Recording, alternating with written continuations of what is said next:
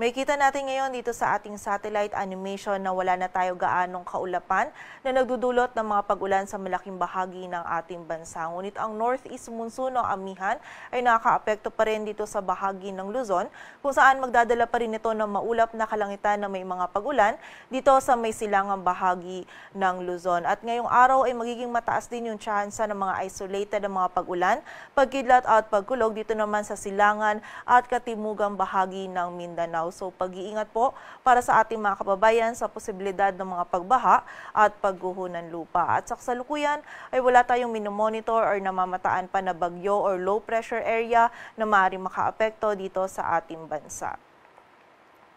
At para nga sa maging lagay ng panahon ngayong araw ng linggo, maulap na kalangitan na may mga kasamang pag-ulan pa rin yung mararanasan dito sa bahagi ng Cagayan Valley, Aurora at Quezon, dulot yan ng amihan. Samantala dito naman sa Metro Manila maging sa nalalabing bahagi ng Luzon ay magiging bahagyang maulap hanggang sa maulap yung kalangitan.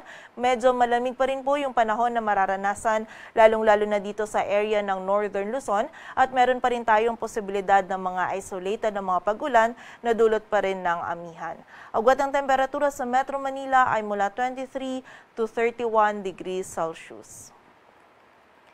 Samantala sa bahagi naman ng Visayas at Mindanao, ang buong bahagi po ng Visayas at Mindanao ngayong araw ay makakaranas din ng bahagyang maulap hanggang sa maulap na kalangitan, ngunit meron pa rin tayong posibilidad ng mga isolated na mga pag-ulan, pagkidlat at pagkulog lalong-lalo na yan dito sa area ng Caraga at Davao Region, dulot yan ng easterly. So muli po, pag-iingat pa rin para sa ating mga kababayan sa posibilidad ng mga pagbaha at pagguho ng lupa.